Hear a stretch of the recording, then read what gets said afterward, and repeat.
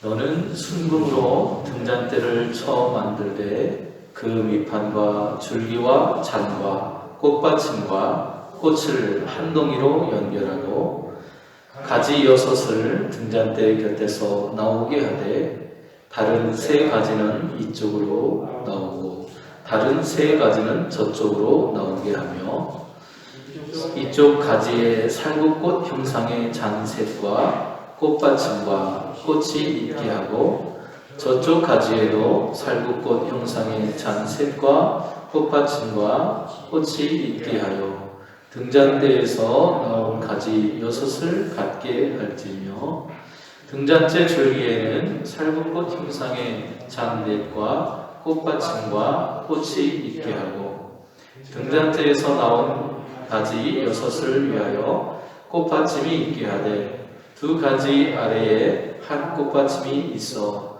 줄기와 연결하며 또 2가지 아래에 한 꽃받침이 있어 줄기와 연결하며 또 2가지 아래에 한 꽃받침이 있어 줄기와 연결하고 그 꽃받침과 가지를 줄기와 연결하여 전부를 순금으로 쳐 만들고 등잔 7을 만들어 그 위에 두어 앞을 비추게 하며 그 불 집게와 불똥 그릇도 순금으로 만들지니 등잔대와 이 모든 기구를 순금 한 달란트로 만들되 너는 삶과 이 삶에서 내게 보인 양식대로 할지니라.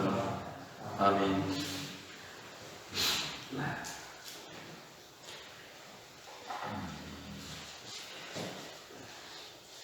오늘 말씀의 제목은 생명의 빛을 보여주는 등잔대라고 하는 제목이 되겠습니다. 주님께서 증거궤의 제작, 증거궤를 만들게 하셨고 또 진설경을 진설할 상을 제작하라고 명령하신 다음에 이제 등단제의 제작을 명령하는 문단으로 이어지게 되는데요. 바로 그것이 오늘 본문의 말씀이 되겠습니다. 지성소 밖에는 3가지가 설치되는데요.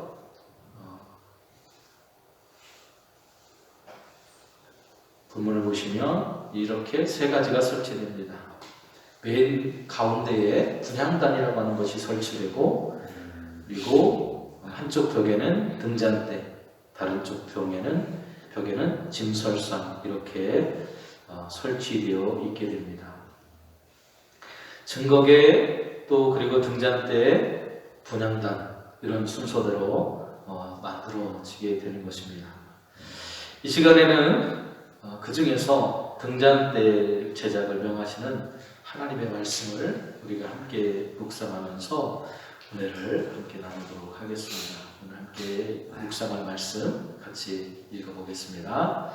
그 꽃 받침과 가지를 줄기와 연결하여 전부를 순금으로 쳐 만들고 등잔 7을 만들어 그 위에 두어 앞을 비추게 하며. 아멘. 오늘 본문을 보시면 순금의 등잔대를 만들라고 말합니다. 원어로 하면 머누라 자하브 타호르라고 하는 그런 용어가 쓰였어요. 머누라라고 하는 것은 등잔대를 말하고요. 자하브 타호르라고 하는 것은 순금의 이런 뜻이 되겠습니다. 등잔대를 만들려고 합니다. 그리고 그 등잔대를 만드는 재료로는 순금으로 만들어야 된다라고 말씀을 하십니다. 앞에 보여지는 것이요 등잔대입니다. 등잔대예요.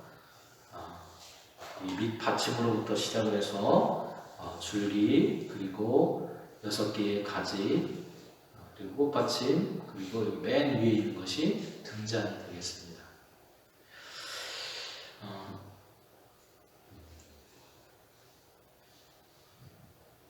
그 위에 종지 모양의 등잔대 여기 맨 끝에 종지 모양의 등잔을 올려놓고 그 등잔을 떠받치고 있는 줄기 막대기라고도 하고 줄기라고도 합니다. 그 막대기를 등잔대라고 합니다. 여기 이것을 등잔대라고 하는 거예요. 이 전체가 등잔대고 등잔은 맨 위에 있는 요것 이 끝에 있는 요것만 등잔이 되겠습니다. 다시 말하면 등잔을 받쳐주는 거예요. 하나님께서 성막에 7개의 등잔을 떠받치는 등잔들을 만들 것을 명령하십니다. 이 7 등잔은 자기 백성을 인도하시는 하나님의 온전한 주권과 지도력을 상징합니다. 그래서 7이라고 하는 숫자가 돼요. 레위기 24장 2절에 따르면 등잔불은 조석으로 다시 심지를 돋우어서 꺼지지 않도록 관리하게 되겠습니다. 다시 말하면 이 성소 안에 있는 등잔불이 꺼지지 않도록 제사장은 늘 그것을 들여다보면서 기름이 떨어지지 않도록 관리하는 역할을 했습니다. 이것은 하나님의 백성이 드리는 기도를 상징하는데요. 이 등잔대는 스가랴서에 보면 성령으로 이렇게 표현이 되고요. 요한계시록에는 교회를 상징하는 것으로 이렇게 표현을 하고 있습니다. 여기에는 순금이 사용되었어요. 순금이 사용되었는데 이 순금을 타보르라고 그렇게 단어가 쓰입니다. 성막에 사용할 이 금은 어디서 났을까요? 어디서 났을까요? 출애굽할 때 애굽 사람들한테 그동안 430년 동안 노예 생활하면서 받지 못했던 그 돈을 받아온 거예요. 파라오의 고집을 꺾고 승리하신 후에 전리품으로, 전쟁에서 승리하면 전리품을 가져왔습니다. 마치 파라오와의 전쟁을 하고 나서 이긴 후에 그 전리품을 가져오는 것처럼 애굽 사람들에게서 빼앗아서 하나님께서 히브리 사람들에게 주신 겁니다. 그래서 그들이 나올 때 빈손으로 나오지 않고 그동안 일했던 것을 이렇게 은금 폐물을 통해서 그들이 보상받고 나왔다는 거예요. 성막에 사용할 금, 이것은 노예 노동의 산물이 아니라 노예 노동 위에 세워졌던 애굽의 문명을 극복하고 승리하신 하나님을 기념하는 전리품이 되겠습니다. 이 전리품으로 성막을 장식하여서 만천하를 향해서 이렇게 외치는 거예요. 하나님의 승리하셨다.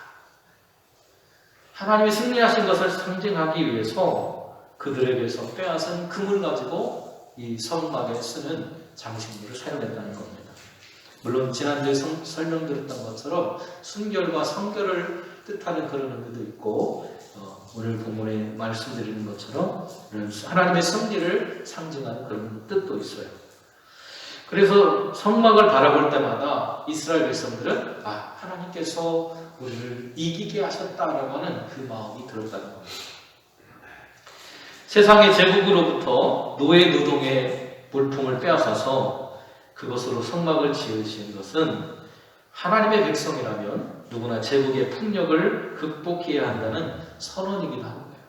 세상의 폭력 앞에 굴복하지 말고 그 폭력을 이길 수 있는 하나님을 의지하고 바라보라는 말이 되겠습니다.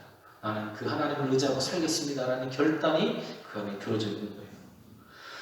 그래서 지난주에 설명드렸던 것처럼 순금에는 깨끗하다, 정결하다는 그런 의미와 함께 폭력이 난무한 세상 속에서도 광야에서 세우신 하나님의 거처로서 이 성막이 세상의 폭력 체제를 극복할 수 있는 하나님의 대안인 교회라고 하는 것을 보여주고 있는 겁니다. 다음 슬라이드를 함께 보겠습니다. 아까는 좀 작은 것처럼 보였는데 사람 크기만 하잖아요. 그죠? 사람 크기만 합니다. 이 등잔대라고 하는 것이 조그만 것이 아니고 사람 키만큼 큰 거예요. 굉장히 큰 겁니다. 이 등잔대는 지성소에 설치했습니다. 그래서 어떤 역할을 했냐? 여기에 불이 밝혀져서 그 지성소 안을 환하게 해주는 역할을 했습니다. 이 성막의 등잔대는 세상의 어둠을 밝히는 원천의 역할을 하는 거예요. 그래서 등잔대는 지성소 안에 언약궤와 더불어서 하나님의 말씀을 상징하는 것입니다. 불을 담고 있는 등잔대는 지극히 깨끗해야 하고 정결해야 합니다. 다시 말하면 말씀을 실천하도록 부름받은 오늘 세상 속에 살아가는 우리들도 하나님의 부름받은 성도로서 하나님의 말씀을 가지고 있기 때문에 세상 앞에 섰을 때 정결하고 순결한 삶을 살아야 된다는 것을 보여줍니다. 바로 그것이 우리가 세상의 빛이라고 하는 의미를 가지고 있는 거예요. 어두운 세상을 환하게 밝히려면 우리 안에도 이런 빛을 담고 있어야 합니다. 이렇게 생겼어요. 전체적으로 보시면 여기가 입구고요. 입구에서 들어오면 왼쪽으로 이렇게 등잔대가 있고 오른쪽으로는 떡상이 있습니다. 그리고 가운데 이 제사장이 향을 피우고 있잖아요. 네, 이런 형태로 구성이 되어져 있어요. 그러면 등잔대를 이루는 것은 그냥 하나로 된 것이 아니고 등잔대를 이루는 것에는 여러 가지 그런 구성품들이 있어요. 그 구성품들의 모양은 전체적으로 보면 살구꽃 모양으로 되어져 있습니다. 그리고 이 등잔대의 역할은 떡상을 비추는 역할을 하고 있습니다. 네. 이렇게 되어져 있어요. 맨 위에는 등잔이 놓여 있고요. 여기 맨 밑에서부터 시작하겠습니다. 맨 밑에 보면 2단으로 되어 있죠. 이게 밑판이라고 하는 것입니다. 밑판이라고 하는 것은 야레크라고 하는 그런 말이 쓰였는데요. 창세기에도 이 단어가 나와요. 언제 나오냐?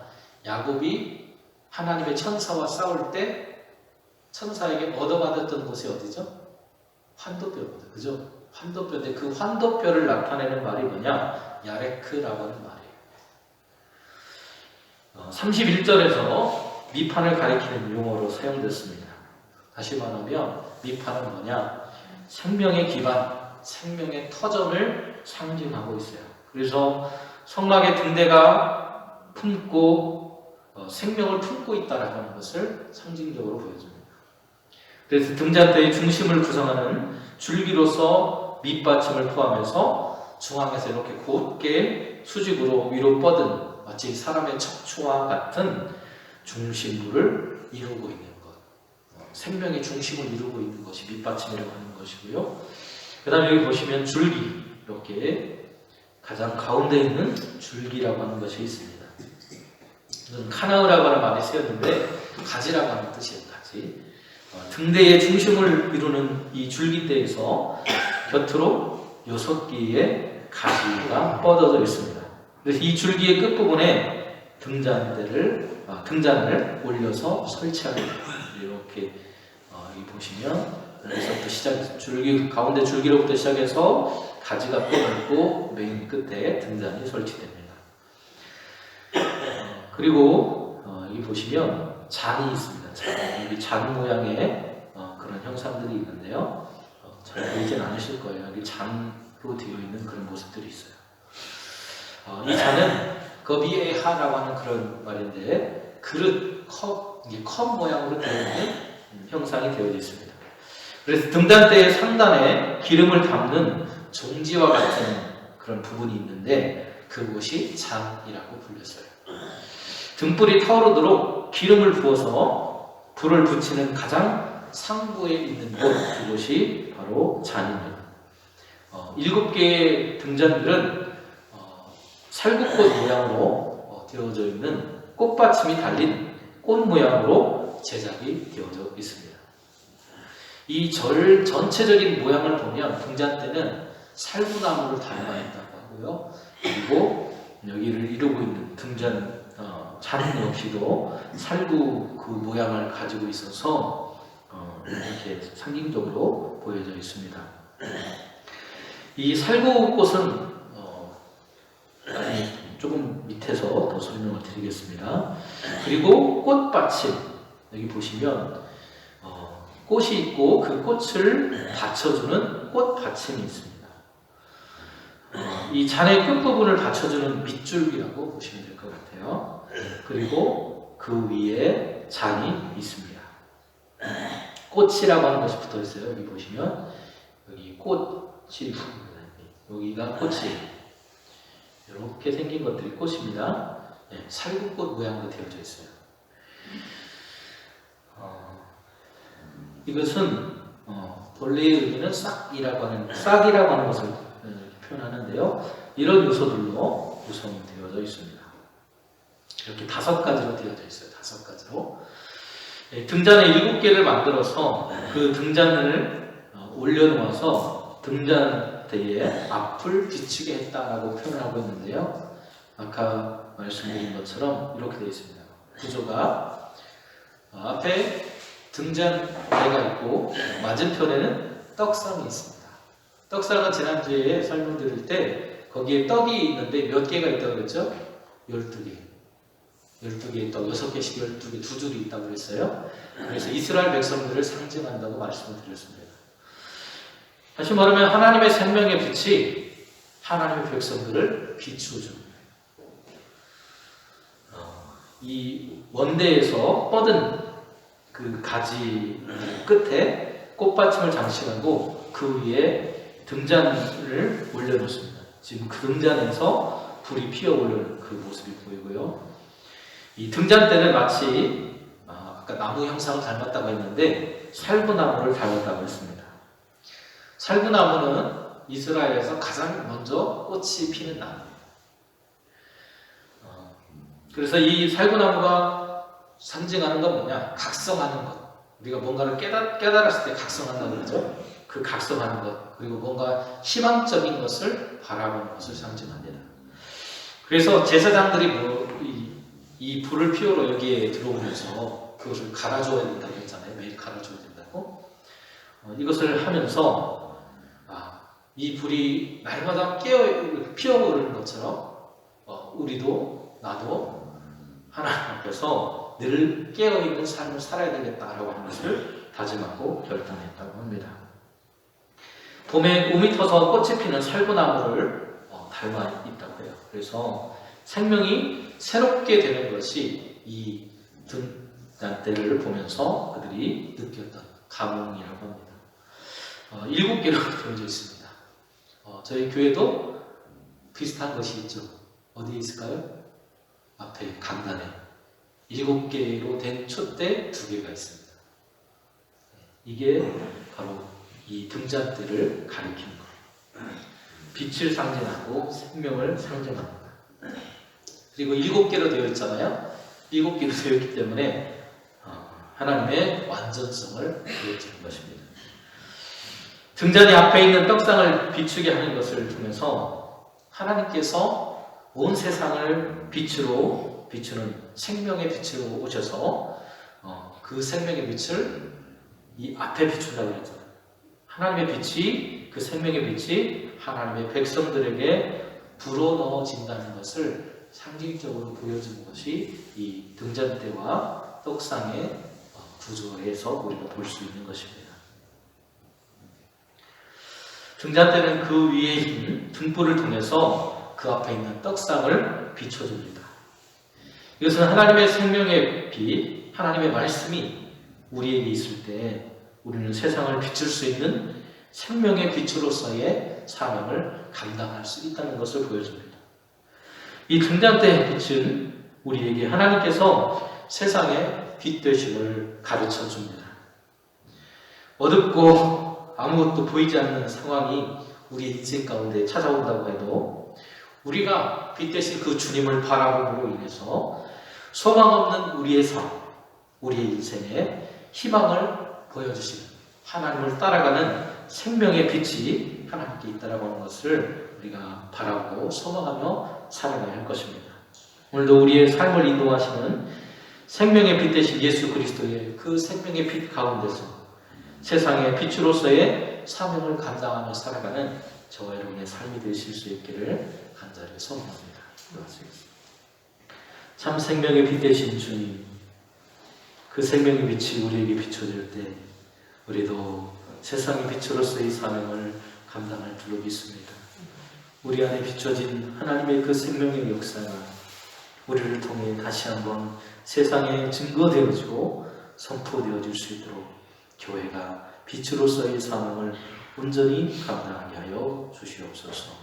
예수님의 이름으로 기도드립니다. 아멘.